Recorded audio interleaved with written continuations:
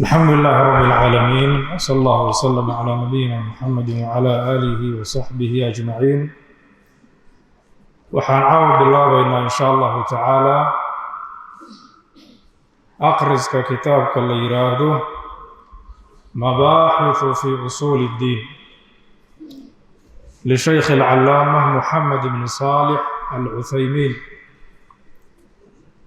kitaabkan wuxuu ka hadlayaa arrin aada u muhiim ah oo qof walba oo muslim ah inuu fahmo loo baahan yahay. arrintaasoo ah diinka islaamka baahida loo qabo maxay tahay, adduunka diin kale oo maslaxo lagu gaari karaa ma jirtaa, aakhiraba inta aan la gaarin. adduunyada la nool yahay noloshu qaybo kala duwan ayay leedahay, dhinac caqiido, dhinac cibaado, dhinac dhaqaale, dhinac bulsho, dhinac caafimaad, dhinac siyaasadeed. dhinacyadaasoo dhan miyaa looga baahan yahay diinka islaamka, mase dhinacyo kooban oo keliya looga baahan yahay? qofka noloshiisa oo dhan qaanuun dabooli kara miyuu yahay diinka islaamku, mase waa qayb yaroo lagu cibaadaysto oo keliya? mowduucaas ayuu kitaabkani ka hadlayaa, waana mowduuc asaasi ah xilli walba, gaar ahaan xilligan hadda aan joogno oo ah xilli mawjad diin la-aan iyo diinka carar ay badan tahay ah, oo dad badan oo muslimiin ahaan jiray ayna hadda muslimiin ahayn, dad badan oo ku qanacsanaa diinkooda hadda laga shaki geliyey. shakiga iyo kufrigaana waxaa keenaya asaas ahaan waa jahli. qofku uu jaahil ka yahay waxa uu haysto. adigoo haysta shaygii ugu qaalisanaa, ugu qiimaha badnaa, oo adduunka marka la joogo noloshiisa aan laga maarmin, aakhiraba inta aan la gaarin, haddii lagaa dhaadhiciyo waxba inaadan haysan oo baadida ay kaa maqan tahay oo lagu qanciyo waxaan waxba ahayn, khasaaro weyn weeyaan. dadka muslimiintaana waxaa waajib ku ah diinka allah subxaanahu wa tacaala uu soo dejiyey inay bartaan. maxaa yeelay marka ay bartaan ayay ku qancayaan oo qalbigooda uu ku degayaa oo yaqiin ay gaarayaan. marka ay bartaan ayay ku camal fali karaan, dadka kalena ay ugu yeeri karaan. laakiin waxaad jaahil ka tahay, naftaadana kuma maamuli kartid oo kuma dhaqmi kartid, cid kalena uguma yeeri kartid, mana ku xukumi kartid. kitaabkan marka mowduuca ayuu ka hadlayaa, wuxuuna muqadimo u yahay kutub caqiida ah in sha allahu tacaala. si toos ayaan u gelaynaa kitaabka. musanifka waa la wada garanayaa, asheekh Muhammad ibn Saalix al-Uthaymiin raximah allahu tacaala. bismi illaahi araxmaani araxiim. muqadima. alxamdu lilah, mahad allah bay u sugnaatay. naxmaduhu allah waan mahadinaynaa, wanastaciinuhu waan kaalmaysanaynaa, wanastakfiruhu dembi dhaaf ayaan ka dalbaynaa, wanatuubu ilayhi waan u toobad keenaynaa, wanacuudu billaahi allah ayaan ka magangelaynaa min shuruuri anfusinaa, nafafkeenna shuruurteeda, nafteenna sharteeda, wa min sayi-aati acmaalinaa, acmaasheenna xumaantooda ama kuwooda xun. man yahdihi illaahu, ruuxii ilaahay hanuuniyo, falaa mudilla lahu, mid baadiyeeya ma jiro. waman yudlil, ciddii ilaahay baadiyeeyo, falaa haadiya lahu, mid hanuuniyaa ma jiro. wa ashhadu waxaan qirayaa an laa ilaaha, macbuud xaq lagu caabudaa inuusan jirin ila allaahu, allah maahan, waxdahu keligii isagoo ah, laa shariika lahu, cid la wadaagta aanay jirin, cibaadada iyo xaqa uu leeyahay. wa ashhadu waxaan qirayaa anna muxammadan nabi muxamed cabduhu allah addoonkiisii inuu yahay wa rasuuluhu allah midkii uu soo diray inuu yahay. sala allahu allaha ammaano allaha u naxariisto calayhi rasuulka wa calaa aalihi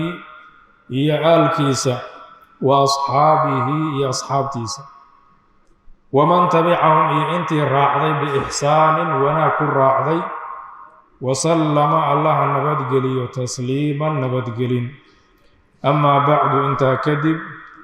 fahaadihi middaani risaalatun waa risaalo kitaab yar weeye tatadamanu risaaladaasoo xambaarsan mabaaxitha fii usuuli ddiin fasallo ku saabsan diinka usuushiisa caqiidadii ku saabsan xasaba almanhaji aljadiidi mabaaxitaasoo la qadar ah manhajkii cusbaa alladii qurira lisanati athaaniyati almutawasita kaasoo muqarar looga dhigay sanadka labaad ee marxalada mutawasitka fi lmacaahid alcilmiya wa daari altawxiid waaljaamicati alislaamiyati wagayrihaa. arju llaha allah ayaan rajaynayaa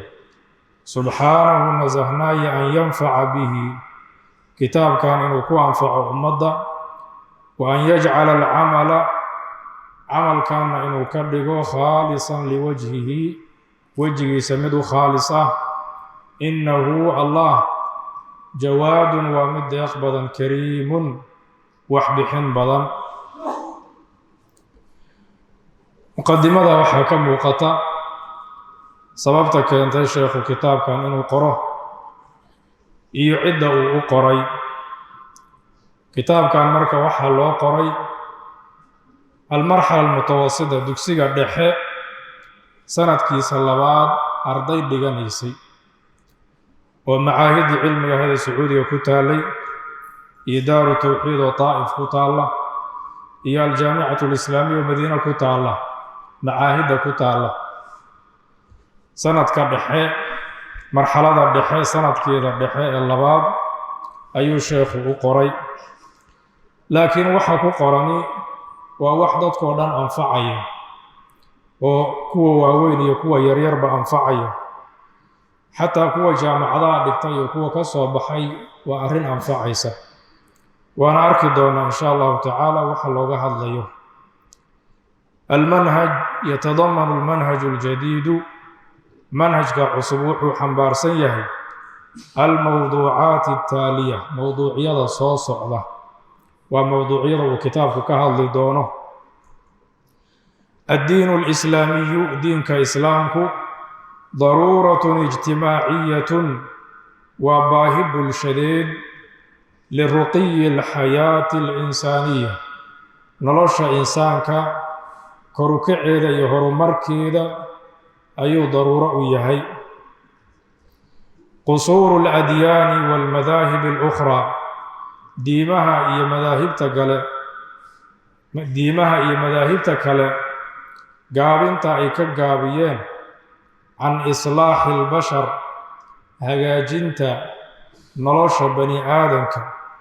wa taxqiiqi sacaadatihim iyo ladnaantoodii iyo farxaddooda inay xaqiijiyaan. takaamulu lislaami diinka islaamka kaamil ahaanshihiisa wa waxdatu mabaadi'ihi iyo mabaadi'diisa mid ahaanshaheeda fii islaaxi shucabi alxayaati mabaadi'diisa ku saabsan hagaajinta nolosha qaybaheeda alxayaati alinsaaniya nolosha insaanka qaybaheeda in la hagaajiyo la islaaxiyo fi lcaqiidati fi lcibaadati fi liqtisaadi fi lijtimaaci fi siyaasati اdowla fi ictizaazi lmuslimi bidiinihi jawaanibtaas iyo mashuucabtaas kala duwan sida uu hagaajiyo diinka islaamka. caqiidada waa la garanayaa, cibaadadii waa la garanayaa, iqtisaadku waa dhaqaalaha, ijtimaacu waa arrimaha bulshada, siyaasadda dowladda waa la yaqaan midda gudaha eta bannaanka ahba. qofka muslimka ahi inuu ku cizoobo diinkiisa oo diinkiisa ciza inuu ka helayo uu aamino. dhowrkaas qodob oo dhan ayaa kitaabka looga hadli doonaa. qodobka koowaad waa in la caddeeyo diinka islaamka bulshada adduunka oo dhan baahi inay u qabto si nolosha bani aadamku ay u hormarto. diinka islaamka la-aantiina horumar inaan la gaari karin dhinac walbo nolosha, xataa qaybaha adduunyada lagu raadiyo horumar dhammaystiran lagama gaari karo haddii diinkii islaamka aan la haysan. qodobka labaad, diimaha kale iyo madaahibta kale ee dadku ay samaysteen inay gaabis uga jiraan in la islaaxiyo bani aadamka noloshooda iyo bani aadamka in la gaarsiiyo sacaado, raynrayn iyo farxad inay ku noolaadaan. iyo sidoo kale diinka islaamka sida uu u dhammaystiran yahay, mabaadi'diisu siday u hagaajisay qaybaha kala duwan ee nolosha oo dhinac walba diinka islaamku uu u taabtay, dhinac walbana sida ugu wanaagsan dadka uu uga tusay.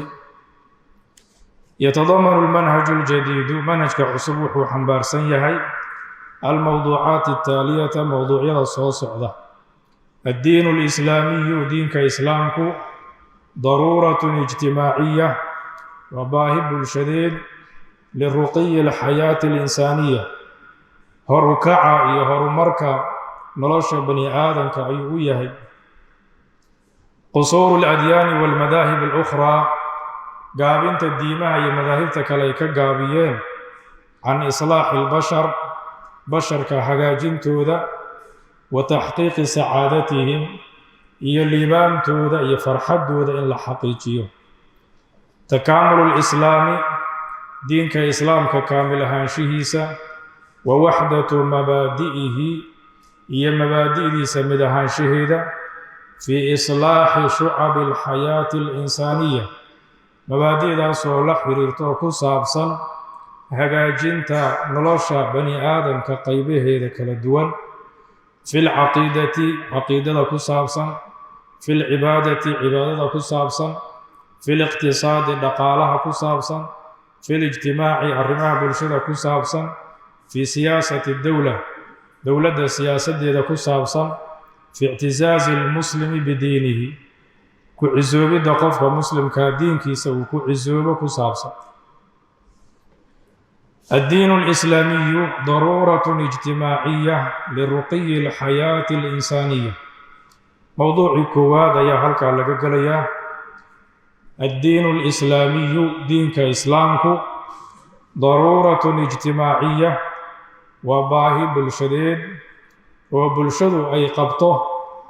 liruqiyi alxayaati alinsaaniya, oo ay u qabto horukaca iyo horumarka nolosha insaanka. almujtamacu alinsaaniyu, mujtamaca insaanka, bulshada bani aadamku, mukhtalifun fii afkaarihi, waa qolo ku kala duwan afkaarteeda, wa maqaasidihi, iyo maqaasideeda. mutabaayinun, mujtamacu waa mid ku kala fog fii biicaatihi, bii'ooyinkiisa, wa acmaalihi, iyo howlihiisa. fa huwa haddaba mujtamacu fii daruuratin, baahi buu ku sugan yahay oo uu u qabo ilaa haadin mid haga, yuwajihuhu oo haga, ilaa haadin mid hanuuniya, yuwajihuhu oo hago jihada u saxa. wa nidaamin, nidaam buu u qabaa baahi, yajmacuhu kulmiyo isu keena. wa xaakimin, mid wax xukmiyo ayuu baahi u qabaa, yaxmiihi oo ilaaliya. wa kaana arusulu lkiraamu, rusushii sharafta lahaa waxay ahaayeen calayhim asalaatu wassalaam, yatawallowna inay qabanayaan daalika arrinkaa, baahida bulshadu ay qabto, biwaxyin min allaahi, waxyi alle xaggii ka ahaaday bayna ku qabanayeen subxaanah. yahduuna annaasa ilaa طariiqi alkhayri waalrashaad, shaqada ay qabanayeen maxay ahayd oo daboolaysa baahidii bulshada? yahduuna annaasa, dadkii bay ku hagayeen, ku hanuuninayeen, ilaa طariiqi alkhayri, waddadii khayrka, waalrashaadi, iyo hanuunka. wayajmacuunahum dadkii bay ku kulminayeen calaa shariicati illaah sharciga allah wayaxkumuuna baynahum dadka bay ku kala xukminayeen bilxaqi xaqa fatastaqiimu umuuruhum dadka arrimahoodu way toosaysay bixasabi istijaabatihim raacidooda iyo ajiibidooda inta ay la eg tahay ayay toosayday arrimahoodu lihaa-ulaa'i rusuli rusushaas ay ajiibaan wa qurbi casrihim casrigooda u dhowaashihiisu inta uu la eg yahay min alrisaalaati alilaahiya risaalooyinkii ilaah loo nisbeeyey ee uu soo diray ay u dhow yihiin halkaa sheekhu wuxuu ku leeyahay bulshada bani aadamku afkaarta iyo maqaasidda way ku kala duwan tahay siday u fakarayaan way ku kala gedisan yihiin waxa ay doonayaanna way ku kala duwan yihiin meelaha ay ku nool yihiin iyo biicooyinkana way ku kala duwan yihiin qofba meel buu adduunka uga nool yahay shaqooyinka iyo howlaha ay qabtaanna way ku kala duwan yihiin marka qolo walbaa meel bay joogtaa waxbay ku howlan tahay waxbay ka fakaraysaa ujeeddo iyo ahdaaf bay leedahay waxyaalahaas bani aadamku way ku kala duwan yihiin waxay u baahan yihiin marka haddii ay rabaan adduunka inay si wanaagsan ugu wada noolaadaan cid hagta oo wanaagga u horseeda nidaam kulmiya oo ay ku wada dhaqmaan oo ay u siman yihiin ayay u baahan yihiin cid u talisa oo nidaamka saxda ah iyo waddada hanuunka ku ilaalisa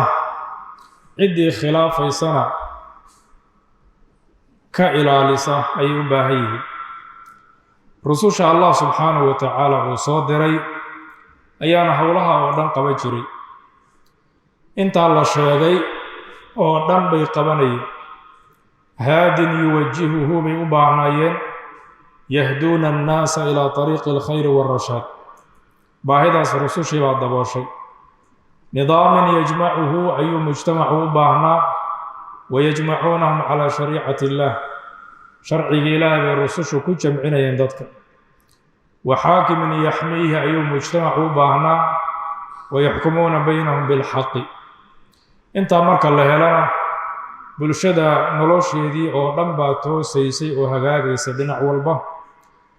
noloshooduna sida ay u dhammaystirnaanayso oo ay u toosnaanaysaa waxay la egtahay hadba sida ay u qaataan risaalada iyo waxyiga allah uu soo dejiyey almujtamacu alinsaaniyu mujtamaca insaanku mukhtalifun waa mid kala duwan fii afkaarihi afkaartiisa ku kala duwan wa maqaasidihi iyo ujeedooyinkiisa mutabaayinun waa mid kala fog mutabaayinun waa mid kala fog fii biicaatihi biicooyinkiisa ku kala fog meelaha uu joogo wa acmaalihi iyo shaqooyinkiisa iyo howlihiisa fa huwa mujtamacu fii daruuratin baahi buu ku sugan yahay ilaa haadin yuwajihuhu axad hanuuniyo haga oo wajaha baahi uu u qabo wa nidaamin yajmacuhu nidaam kulmiyo baahi uu u qabo wa xaakimin yaxmiihi cid xukunta oo ilaalisa mujtamaca baahi uu u qabo wa kaana arusulu alkiraamu rusushuna waxay ahaayeen calayhim asalaatu wassalaam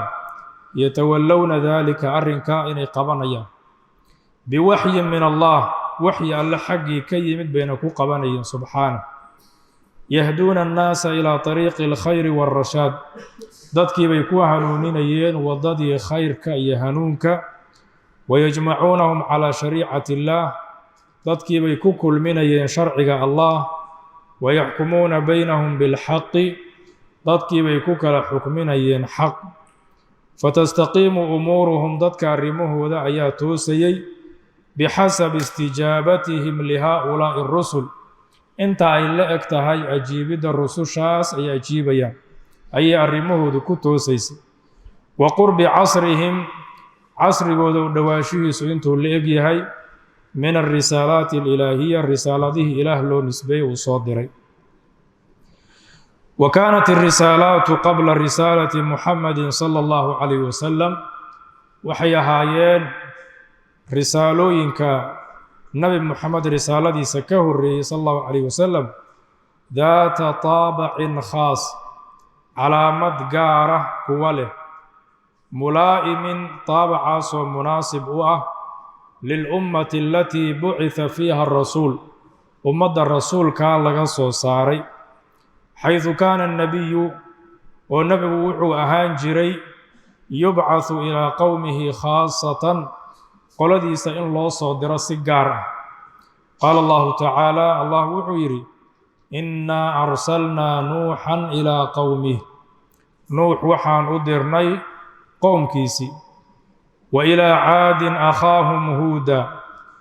caad ree caad waxaan u dirnay walaalkood huud qaala yaa qowmi markaas buu wuxuu yidhi dacwadiisa bilowgeedii yaa qowmi war qowmkaygiyow wahaakadaa tamdi alaayaatu sidaabay aayaduhu ku soconayaan fii qasasi alambiyaa'i nebiyadii qisooyinkoodii bay ku soconayaan ilaa aakhiri nabiyin qabla muxamedin sala allahu calayh wasalam ilaa laga gaaro nebigii u dembeeyey nebi moxamed ka hor calayhi salaatu wasalaam oo allah uu ka yidhi waid qaala ciisa bnu maryama yaa banii israa'iil waxaad xustaa oo ka sheekaysaa xilli ciise bnu maryam uu yidhi yaa banii israa'iila ree banii israa'iilow innii rasuulullaahi ilaykum anigu waxaan ahay midkii ilaahay idiin soo diray musadiqan limaa bayna yadaya anigoo ah mid rumaynaya wixii iga horreeyey ee sharci ahaa min altawraati ee towraad ah wa mubashiran birasuulin ya'tii min bacdi iyo anigoo ku bishaaraynaya rasuul aniga gadaasheeda imaan doona ismuhu axmedu rasuulkaasoo magaciisu axmed uu yahay waa nebi moxamed sala allahu calayh wasalam marka kii u horreeyo nuux ahaa calayhi salaatu wasalaam iyo kii u dembeeyey qabla muxamedin sala allahu calayh wasalam oo nebi ciise ah calayhi salaam kulligood waxaa loo dirayey mid walba qolo gaar ah ilaa laga soo gaaray nebi moxamed sala allahu calayh wasalam wa qaala annabiyu sala allahu calayh wasalam nebigu wuxuu yidhi kaana annabiyu yubcathu ilaa qowmihi khaasatan nebigu wuxuu ahaan jiray in loo diro qowmkiisa si gaar ah wa bucithtu ila annaasi ka caamatan aniga waxaa la ii diray dadka guud ahaantood baa la ii diray baqiya annaasu dadku way baaqi bay noqdeen bacda risaalati ciisa calayhi salaatu wasalaam nebi ciise risaaladiisii kadib waxay ku baaqi noqdeen maa bayna jaahiliyin wax u dhaxeeya mid jaahili ah munhamikin fii jaahiliyatihi oo aada ugu dhex jira jaahiliyadiisa wa saaxibi kitaabin iyo mid saaxibu kitaab oo kitaabi ah ictadaa calaa kitaabihi kaasoo kitaabkiisii ku xadgudbay biاtaxriifaati wاlmukhaalafaat taxriifyo iyo inuu khilaafo ugu xadgudbay walaysa linnaasi diinun yajmacuhum dadkuna ma lahayn diin kulmiya walaa nidaamun yasiiru calayhi xukaamuhum nidaam ay ku socdaan madaxdooduna ma jirin caqaa'idu faasida waa caqiidooyin faasid ah wa afkaarun xaa'ira iyo afkaar wareersan wa iraadaatun munxarifa iyo ujeeddooyin leexsan wa acmaalun sayi'a iyo howlo xun wa axkaamun jaa'ira iyo maamullo ama xukunno jaa'ir ah idaa saraqa fiihim ashariifu tarakuuhu mid sharaf liya haddii uu waxxado way ka tegi jireen oo ma ciqaabi jirin wa idaa saraqa fiihim adaciifu mid daciifa haddii uu waxxadana aqaamuu calayhi alxadda xad bay ku oogi jireen fa kaanuu fii daruuratin maasa waxay ku sugnaayeen baahi daran oo nolosha aad u taabanaysa ilaa diinin yasmuuna bihi baahi ay u qabaan diin ay kor ugu kacaan ilaa darajaati alkamaal oo kor ay ugu aadaan darajooyinkii kamaalka kaamil noqoshada iyo wanaagga fii caqaa'idihim caqiidooyinkooda ay kor ugu kacaan wa afkaarihim iyo fikiradooda وإراداتهم وجيدوين كودا وأعمالهم هولهودا وأحكامهم إمام اللدودا وكانوا يترقبون وحي هاجرين إني سجيان ضدكاسي ولا سيما أهل الكتاب قارهان أهل الكتاب الذين بشرت أنبياؤهم بمحمد صلى الله عليه وسلم أهل الكتاب كان نبي يدودي أي نبي محمد كب بشاريين سجارة وحي أسجيين هذا الدين دين كان نبي محمد صلى الله عليه وسلم وكان الذي ينير لهم الطريق متكاسو إفنا يوضد ويبين لهم الحق حقين أعضين في أوضح منهاج وضل مرمد أعضين وحال جرا إن لغا شيكيو باهدي بلشده أي قبتي إلى هدنا أي قبته دينك إسلامك شيخ وحكو يرمركا رسوشي الله سبحانه وتعالى وسودي رجرنا محمد كهر مدو البر رسالة لسيي سيجارة أي أخصيص قلديسة قلدا سينا مناسب وحيد لقصوا بالله أول رسول نبي الله نوح عليه السلام إلى لقصوا قارو النبي كي قدام بيي نبي محمد كهر ونبي عيسى مدو البقرة قارة أي الله دري إنا أرسلنا نوحا إلى قومه قوم كيسوية إلى لقصوا قال نبي الله عيسى وإسوي يري يا بني إسرائيل إني رسول الله إليكم ريب بني إسرائيل ورسولك إلهي إذن صدر أيان أهي ريب بني إسرائيل بالله در عدك الله ما درين مركا الرسالوين كاسي عام ما أيسان أهين بلشد بني آدم كأوردن ما أيسان وضا خسين بلشد قار أي مدو الباهي خسيسي إلى لقصوا قاره نبي محمد صلى الله عليه وسلم نبي محمد انت الله soo saarin sallallahu alayhi wasallam xaaladii dadku ay ku sugnaayeen buu sheekhu wax kaaga tilmaamay oo aad ka fahmi karto baahida dadku ay u qabeen diin Allah subhanahu wa ta'ala xaqiisa ka yimaada dadku laba qolo ay ahaayeen kuwa ahlu kitaaba oo yahuud iyo nasaara ah iyo kuwa kitaab iyagu aan aqoon oo jaahiliin ah labada qoloba baadil bay ku sugnaayeen kulligood waxay ka sinaayeen caqiido faasid ah iyo afkaar wareersan iyo ujeedooyin qaldan iyo acmaal aan saalix ahayn iyo maamulo jawr ku dhisan iyo dulmi waxay u baahan yihiin marka dhibka ay ku jiraan iyo baahida haysa cid ka saarta aad bay marka baahi ugu qabeen inay helaan diin ay horumar ku gaaraan haddii xagga caqiidada ay tahay waxa ay aaminayaan iyo haddii fikirka ay tahay iyo qaabka ay u fakirayaan iyo haddii ahdaafta iyo ujeedooyinka ay leeyihiin ay tahay iyo haddii shaqooyinka ay qabanayaan ay tahay mid ay Allah ku caabudaan iyo mid ay adduunkooda ku maamushaanba iyo haddii nidaamka iyo dastuurka ay ku dhaqmayaanba ay tahay dadka waxay filayeen inuu imaan doono أحد كبدبادية باهدة أي كجران وحيسوغيين رسول الله وصادره ودين ضدك أوردان وحوتريا وكينا قارعهان أهل الكتاب وإيقو علم بيقولهايين حل الدو لبا إنه صابح دونه رسول الله سبحانه وتعالى وصادره محايل أنبياد ودي باكو بشاريسي وكتبت أي هيستين لفتر كيدي كو قريد نبي إنه إمام دون آخر الزمان كأمة بدبادية نبي عيسى ودن بي عليه الصلاة والسلام واتي الله سبحانه وتعالى وكشاقي إنه أقب بشاريه بني إسرائيل رسول كدن بي إنه جيروه ولما مقع عيسى وأوسي الشاقي أحمد باليراء يوير باهداس مركي جرتي أوردان أيو دينك إسلام كدبولي قابك أو دبولنا ولا شيء دونه وكانت الرسالات قبل رسالة محمد صلى الله عليه وسلم وحي هايين رسالوي كنبي محمد رسالة سكهري ذات طابع خاص طابع تلمان علامة قارة هو له بي هايين ملائم للأمة التي بعث فيها الرسول علامة دا يسمى دا وقع مد مناسب أو هايين ومضي الرسول كالله يسو ساري xayثu kaana الnabiyu yubcaثu ilىa qowmihi khaasa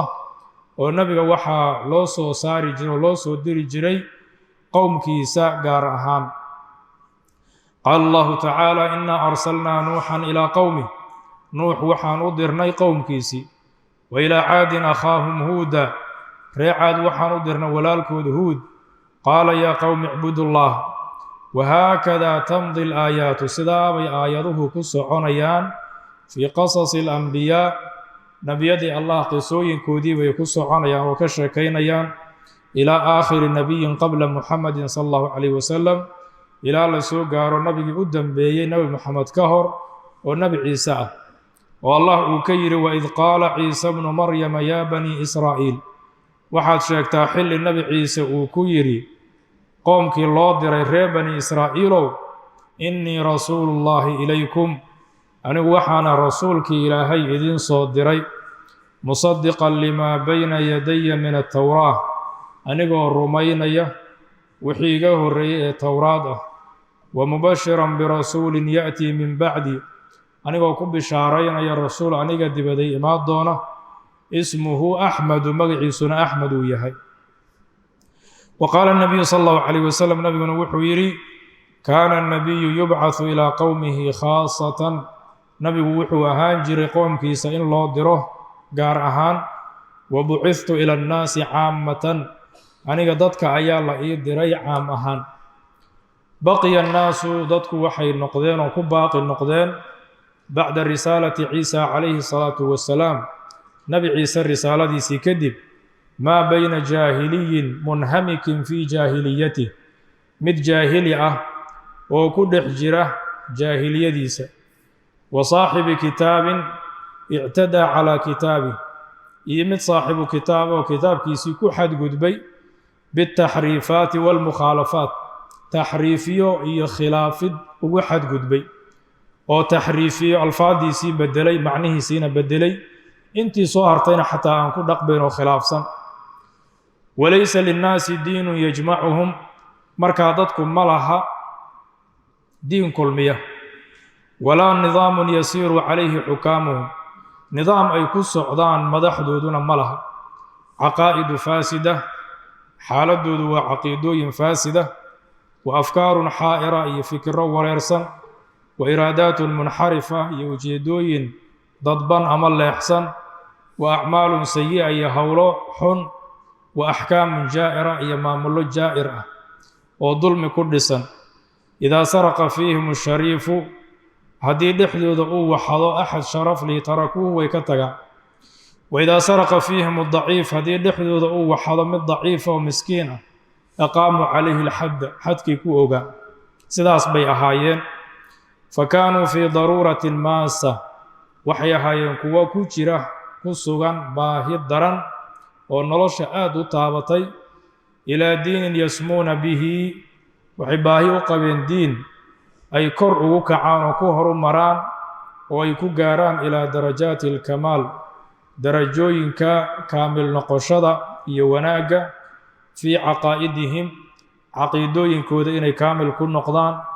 wa afkaarihim iyo fikiradooda, wa iraadaatihim ujeedooyinkooda, wa acmaalihim iyo howlahooda, wa axkaamihim iyo maamuladooda. wa kaanuu yataraqabuuna, waxay ahaayeen inay sugayaan, walaa siyamaa ahlulkitaabi, gaar ahaan ahlulkitaabka, aladiina basharat anbiyaa'ahum bimuxamedin sala allahu calayh wasalam,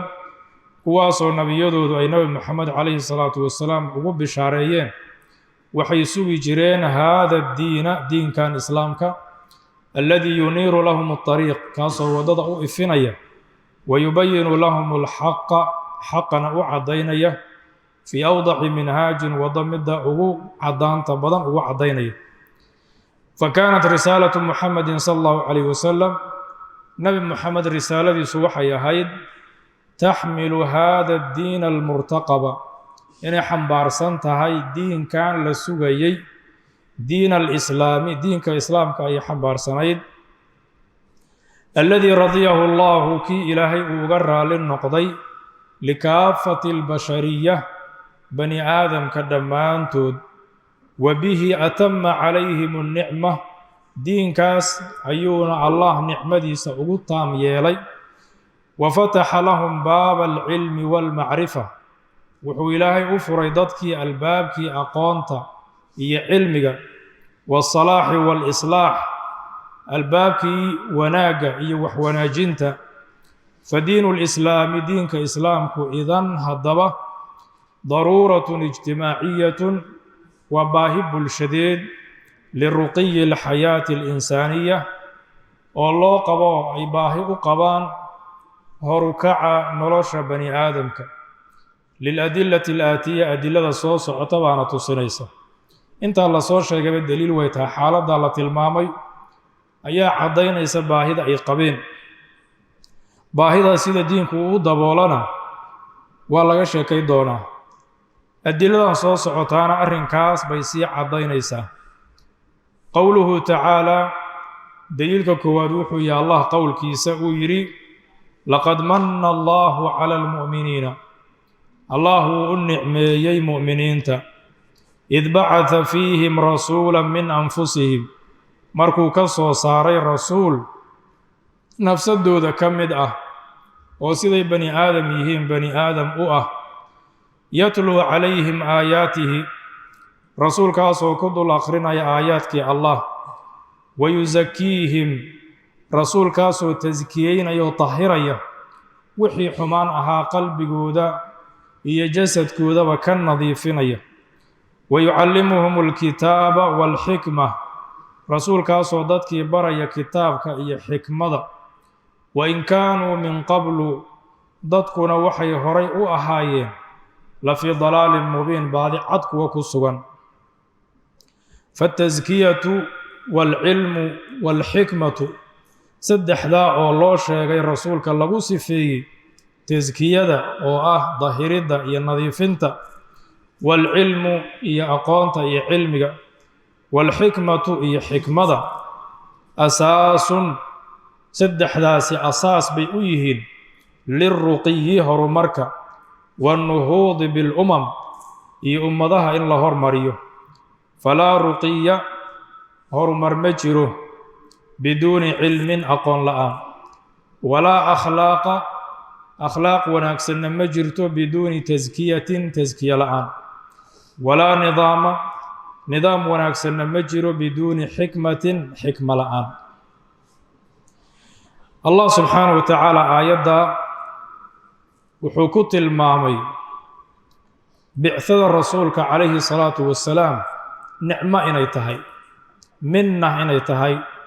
شيء الله وبني آدم كأقوم من الشيطان يقولوا يهي محايا لي مجدي أي كوشرين أيو أغساري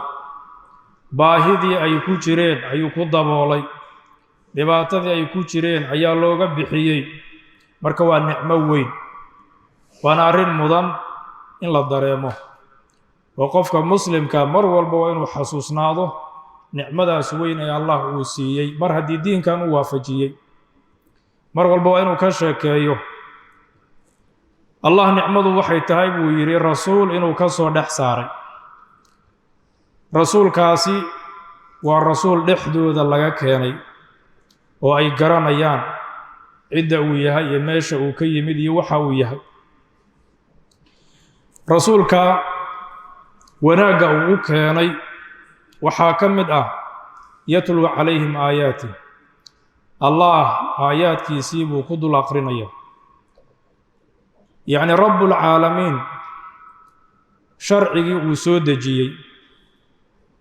علمي الله وسودجي وسوديبي أيو قد الأقرنية ستوسع ما هو وحد عنك سميسة ما هو واحد مخلوق يوسف فكرتي ما هو واحد ليه هبل با تجريبي وكوغو ليستي بل هالوغا دايدو وعلم ستوس رب العالمين حقي وغيم آياتك الله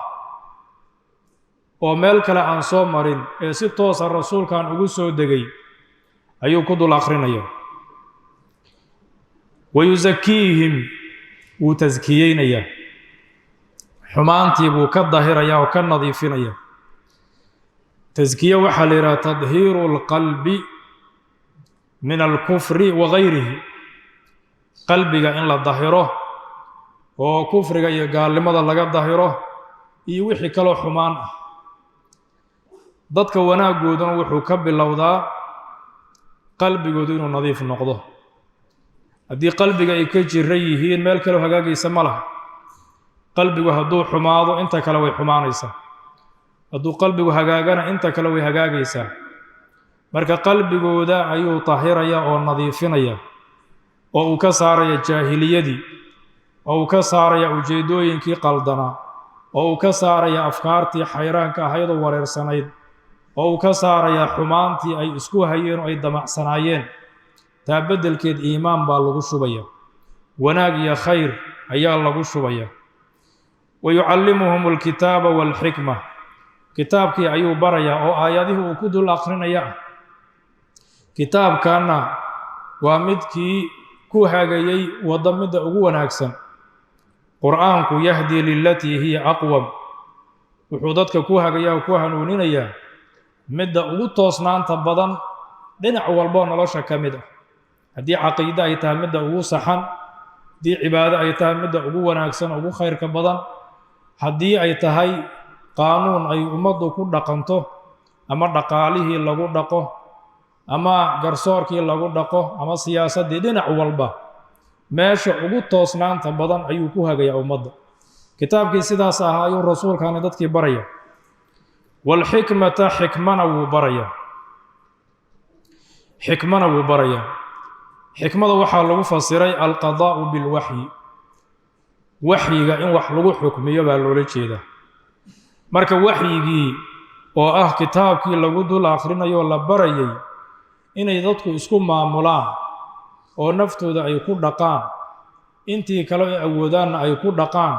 oo ay gaarsiiyaan ayuu baraya. dadku intaa rasuulku sala allahu calayhi wasalam wanaagga aan u keeninna baadi cad bay ku sugnaayeen, oo dhinac walba waddada saxdaa way ka lunsanaayeen. intaa oo dhan ayuu allah subxaanahu wa tacaala rasuulka u soo dhiibay oo bulshada uu ku soo biiriyey. waana mid la ogaado la xaqiijiyo horumar in lagu gaari karo, iyadoo rabbulcaalamiin sharcigii uu soo dejiyey uu yahay rabbigii koonkan isagu abuuray oo dadkan abuuray, waxa anfacaya iyo waxa dhibka ku ahna isagu garanayay. alaa yaclamu man khalaqa wa huwa alatiifu alkhabiir. haddana nebi moxamed sala allahu calayhi wasalam iyo saxaabadiisii ayaa mithaal iyo namuudaj u ah. dadku iyadoo jaahiliyada ay ku jiraan oo mugdiga ay ku jiraan, rasuulka sala allahu calayh wasalam markii la soo saaray, intii raacday way ku hormareen. diin ahaan iyo adduunye ahaanba horumar bay gaareen. haddana sidii weeyaan, dadku waxay ku hormari karaan qur'aanka inay qabsadaan oo ay ku camal falaan oo ay dhaqan geliyaan, sunnada rasuulka sala allahu calayh wasalam inay qaataan, sharciga islaamka inay dabaqaan oo noloshooda ay ku maamulaan. naxnu qowmun acazana allaahu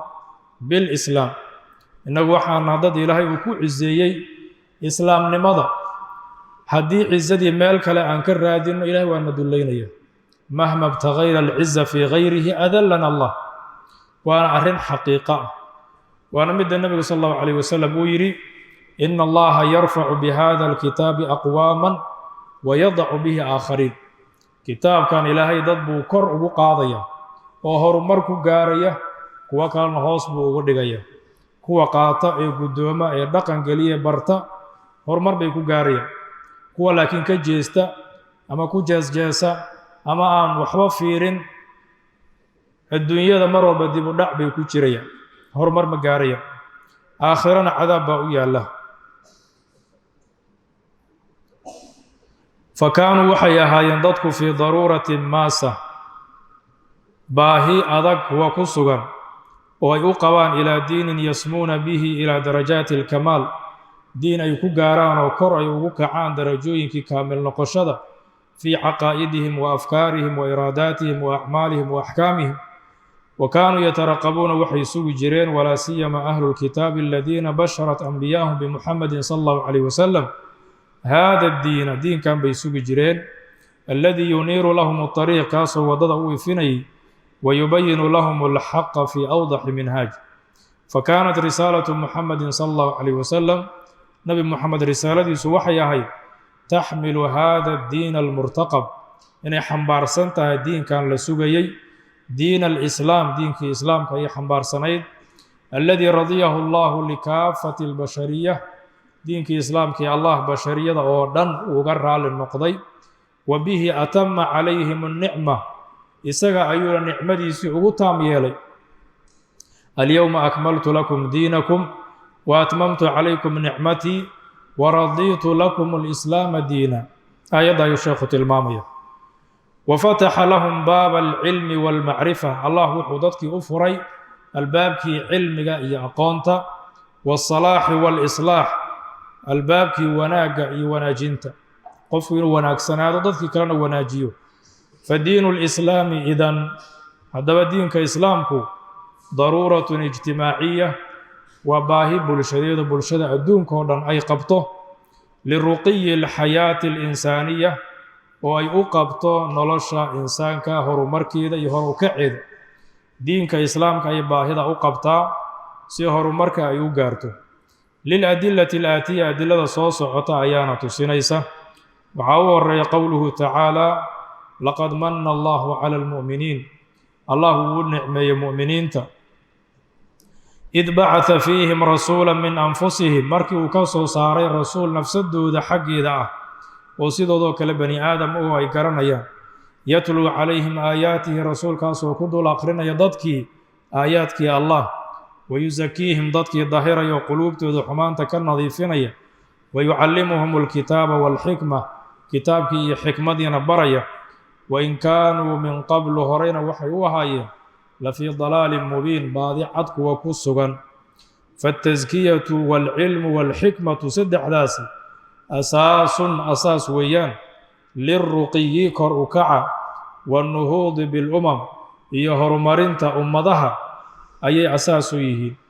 falaa ruqiya kor u kac iyo horumar ma jiro biduuni cilmin cilmi la'aan cilmina waxaa asal u ah alcilmu billaah allah qofku inuu barto marka hore walaa akhlaaqa biduuni taskiya akhlaaqna ma jirto taskiya la'aan walaa nidaama biduuni xikma nidaamna ma jiro xikmad la'aan oo loola jeedo waxyigii in laysku xukumo daliilka labaad wuxuu yahay waaqicu diini alislaamiyi diinka islaamka waaqiciisa iyo xaqiiqadiisa wa nidaamihi iyo nidaamka diinka islaamka waaqiciisa ayaa daliil u ahoo tusinaya baahida bulshada adduunku ay u qabto islaamka xaytu jaa'a oo diinka islaamku wuxuu la yimid biximaayati ddiini diinka dhowridiisa waalcaqli iyo caqliga waalnafsi iyo nafsadda waalmaali iyo hantida waalcirdi iyo sharafka huma bitahdiibi haadihi alumuur kadibna arrimahan in la sifeeyo wixii aan habboonayn laga saaro wa taqwiimiha in la toosiyo bimaa yakfulu oo lagu toosiyo oo lagu sifeeyo wax kafaalo qaadaya sacaadata addunya waalaakhira liibaanta adduun iyo tan aakhiraba sheekhu wuxuu ku leeyay arrinka labaadii tusinaya in diinka islaamka bulshada adduunka oo dhan ay baahi u qabto waaqica diinkaa tusinaya isaga laftirkiisa ha la fiiriyo nidaamkiisa ha la fiiriyo waxa uu sheegaya ha la fiiriyo baahida bulshadu ay qabtana ha la fiiriyo markaas baa la ogaanayaa sida loogu baahan yahay diinka islaamku wuxuu la yimid daruuriyaadka iyo waxyaalaha bani aadamka asaaska u ah in la ilaaliyo diinkii in la ilaaliyo oo xumaan laga ilaaliyo ciddii ku xadgudbaysa laga dhowro muqadas in laga dhigo caqliga in la ilaaliyo oo wixii xadguduboo caqligii baabi'inaya ama daboolaya ama nuqsaan u keenaya laga ilaaliyo khamrigii iyo mukhadaraadkii iyo wixii la mid a ayuu diiday wanafsi nafsadii bani aadamka in la ilaaliyo oo ciddii ku xadgudbaysa laga dhowro qofkii inaan la dilin inaan la garaacin inaan lagu xadgudbin inaan la dhibin hantidii in la ilaaliyo oo qofka hantidiisa loo xurmeeyo la dhowro sharafka in la ilaaliyo oo qofka sharaftiisa aan lagu xadgudbin intaasoo dhan buu diinka islaamku asaas ka dhigay baahiyaha dadku ay qabaanna intaas bay u laabanaysaa qofku adduunka haddii uu joogo waxa uu rabo in loo dhowro loo ilaaliyo waa iimaankiisa wax uu aaminsan yahay. qof walba wuxuu aaminsan yahay in loo xurmeeyo raba, in loo ixtiraamo. qof walba waxa uu aaminsan yahay. diinka islaamku marka horeba qofka waxa uu aaminsan yahay wuu ka saxaya oo diin saxa ayuu siinaya, haddana wuu u ilaalinaya oo ciddii ku xadgudbaysa waa laga ilaalinaya. nafsadii baa loo ilaalinaya. bani aadamka xuquuqul insaan wax la yiraahdo bay ka sheekeeyaan. insaanka waa in la ilaaliyo, xuquuqdiisa waa in la dhowro, waa inaan la dilin, waa inaan lagu xadgudbin. diinka islaamku sida iyagu ay u sheegayaan si ka wanaagsan ayuu u sheegayaa. dadka hantidoodii iyo dhaqaalahoodii in la dhowro, bani aadamka hantidii in loo xifdiyo. bani aadamku nidaam aysan gaarin ayaa sharciga islaamku uu dejiyey dhaqaalaha, oo haddii lagu dhaqmo dad qof walba xaqiisu uu u dhowrmayo, horumarna lagu gaarayo, dadkuna ay wax istarayaan. diinka islaamku caqliga in la dhowro ayuu faraya. maxaa yeele caqligu waa waxa qofku uu xoolaha uga duwan yahay, waa waxa qofku uu sharafta ku leeyahay. haddii caqli la waayo qofku mukallafba ma noqonayo, qof qiimale ma noqonayo. caqligii marka waa in loo ilaaliyo. wixii caqligaas dhib ku ah waa loo diidaya. sharafkii iyo cirdiga waa in loo ilaaliyo oo qofka xurmadiisa iyo sumcaddiisa la dhowro oo waxba aan laga sheegin, aan la caayin, aan la qadfin, aan la xaman. waxaasoo dhan sharcigu uu ilaaliyo. xuquuq marka intii loo baahnaa sharcigu ilaalinaya. intaasna war la iska sheegaya ma ahane, ilaa arrin walbo intaa la sheega ka mid ah iddicaa'aad fara badan baa ku jira. qof walba wuxuu dhihi karaa aniga arrinkaas sidaa in loo ilaaliyo ayaan qabaa. mid walba wuxuu leeyahay maya sidaa in loo ilaaliyo ayaan qabaa. aaraa'daas iyo afkaartaas bani aadamka ee kala duwan ee iyadu hal meel aan isugu imaan karin, maslaxa mid ahna aan lagu gaari karin, sharciga islaamku dadkii ku ixaalayn maayo oo meeshaas wax u raadiya dhihi maayo, ee isaga ayaa si hoose dadkii ugu caddaynaya wanaaggaas siday ku gaari lahaayeen. marka wixii aan loo baahnayn meesha ayuu ka saaraya, wixii toosin u baahan wuu toosinaya si dadku wanaag adduun iyo mid aakhiraba ay u gaaraan. marka daliilka labaad wuxuu yahay waaqicu diini alislaamiyi wa nidaamihi. diinka islaamka iyo nidaamkiisa waaqicooda, xaqiiqadooda. xayثu jaaءa biximaayati اddiini, oo diinku wuxuu la yimid, islaamku wuxuu la yimid diinka in la ilaaliyo waa shayga koowaad. waalcaqli, caqliga in la ilaaliyo. waalnafsi, nafsadda in la ilaaliyo. waalmaali, maalkii in la ilaaliyo. waalcirdi, sharafkii in la ilaaliyo. uma bitahdiibi hadihi اlumuur, kadib arrimahan in la sifeeyo oo la kala saaro, la kala hufo. wa taqwiimihaa, in la toosiyo bimaa yakfulu sacaadata addunya waalaakhira, oo lagu toosiyo wax kafaalo qaadaya liibaanta iyo wanaagga adduunyo iyo aakhirada. daliilka saddexaad wuxuu yahay al-aahaaru alcadiimatu lihada addiin.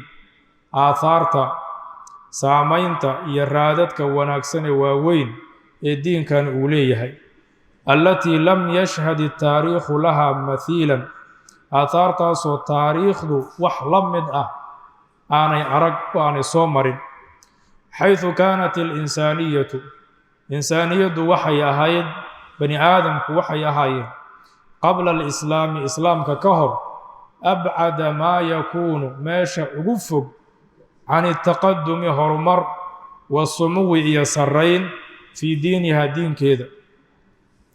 bashariyada iyo bani aadamka diinkooda, wa khuluqihaa, dhaqankeeda, wa suluukihaa, dhaqankeeda, wa xukmihaa, maamulkeeda, wa siyaasatihaa, siyaasaddeeda. wa xiina tamasakat bilislaam, markii islaamka ay qabsatay ummaddii bani aadamku, caada haada takhallufu,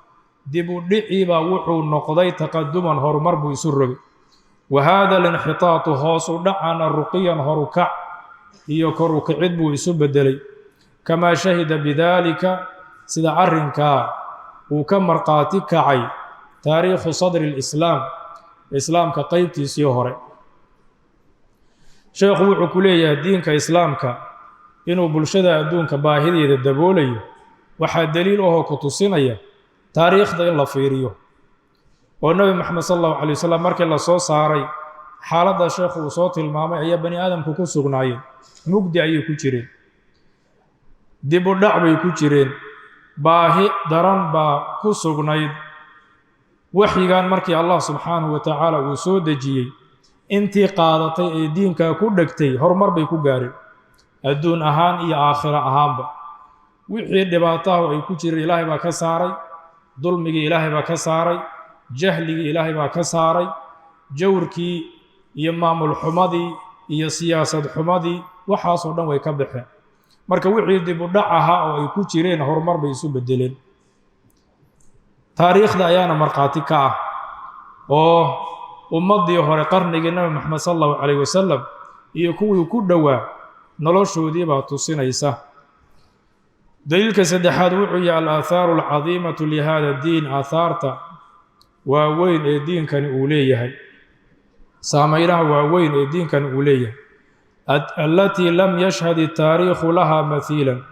aahaartaasoo taariikhdu aanay u arag iyadoo kale wax la mid ah xayثu kaanat alinsaaniyatu qabla alislaam insaaniyaddu waxay ahayd islaamka ka hor bashariyada bani aadamku waxay ahaayeen abcada maa yakuunu can altaqadumi waasumuwi meesha ugu fog oo laga fogaado horumar iyo sarrayn fii diinihaa xagga diinkeeda wa khuluqihaa iyo akhlaaqdeeda